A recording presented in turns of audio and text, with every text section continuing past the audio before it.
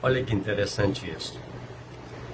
Conta-se que um rapaz, sempre gabando-se de que era alguém amado por Deus e que tinha Deus na sua vida e que confiava em Deus, sempre falando disso, sempre gabando-se disso.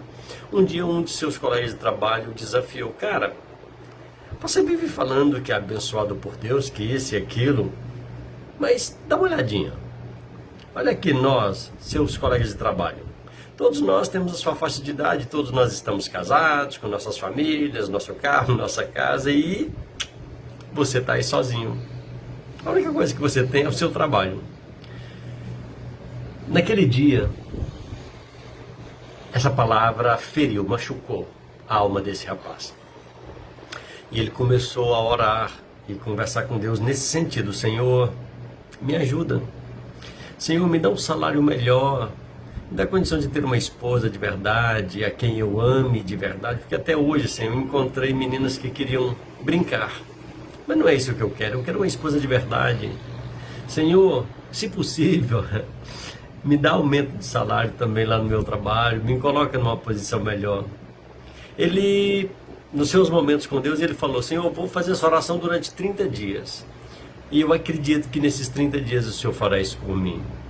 Ocorre que no terceiro dia, que ele estava se colocando de joelhos e pedindo a Deus isto, ao chegar para o trabalho, a recepcionista lhe disse: vá ao escritório, estão querendo falar contigo. E ele, é claro, pensou: opa, quem sabe Deus me atendeu, quem sabe vem aí o aumento de salário, mudança de cargo. Só que quando ele chegou no escritório, havia uma carta de demissão para ele. A alma dele desmoronou.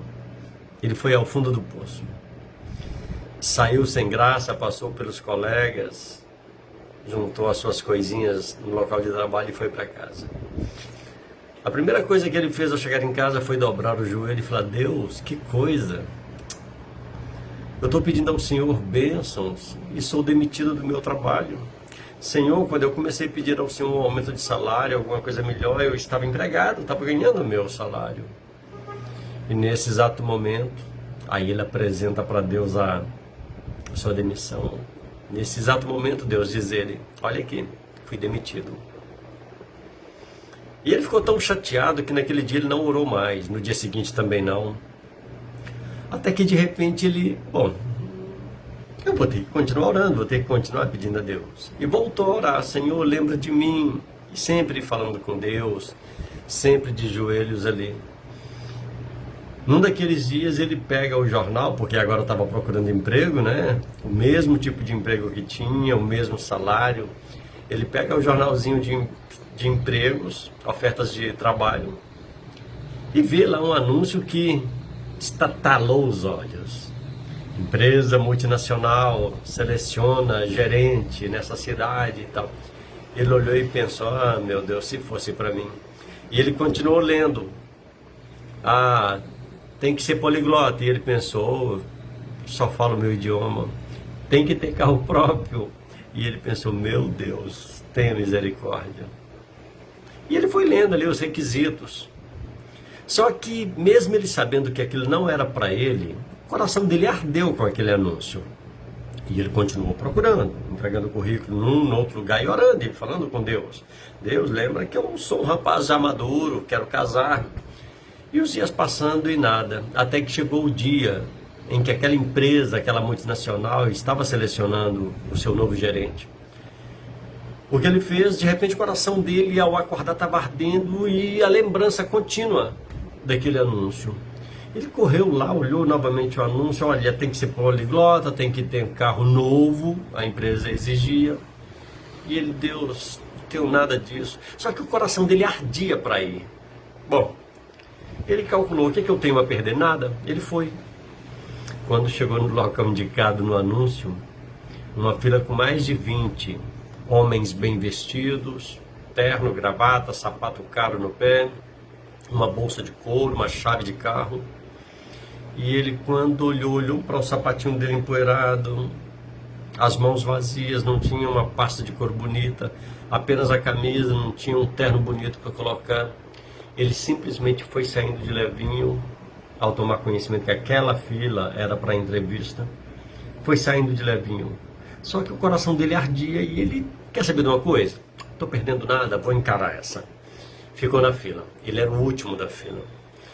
Quando ele foi atendido pela moça, todos os rapazes já haviam passado, a moça olhou para ele, pois não, o que é que o senhor deseja aqui? Ah, vaga de emprego. E a moça começou a fazer as perguntas de praxe. Endereço, grau de estudo, tinha que ter faculdade, esse detalhe, ele não tinha completado.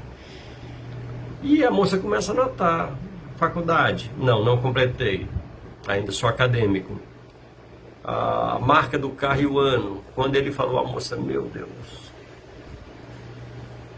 quantos idiomas você fala? E ele disse, falo apenas o meu idioma nato. E a moça, moço, não tem lógica, esse emprego não é para o senhor. Mas, a moça disse, eu tenho ordem de todos que chegarem aqui apresentar, então, se o senhor quiser, acho que o senhor não tem chance nenhuma, mas se o senhor quiser esperar, quiser aguardar, e ele disse, sim, vou aguardar. E aguardou que todos fossem atendidos. E ele sozinho agora na sala, de repente a moça atendente chega e avisa, olha, é a sua vez. Ele entra, tem apenas uma moça sentada a uma mesa, e ele senta do lado e como que esperando. De repente essa moça olha para ele e, pois não, senhor. Ah, tá, eu estou esperando alguém da empresa me atender para a entrevista. E ela sorri para ele e diz, por favor, então sente-se à minha frente. Eu sou a pessoa da empresa que vai atendê-lo, que vai examinar. Naquele momento ele fica assustado, porque era uma moça muito nova, muito bonita.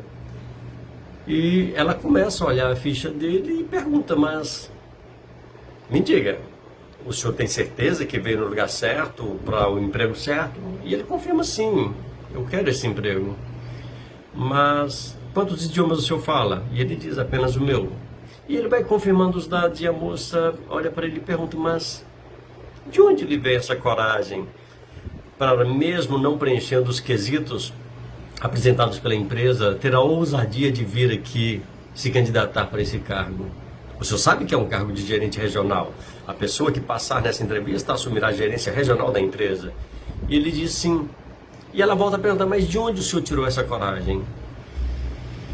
Aquele rapaz, ele cria uma coragem fantástica e olha nos olhos daquela moça e diz o seguinte, olha, eu sirvo a um Deus muito grande, muito, muito grande. E eu falei para Deus outro dia que queria duas coisas. Eu queria crescer na vida, queria melhor salário, melhor posição e queria que Ele me desse uma esposa de verdade.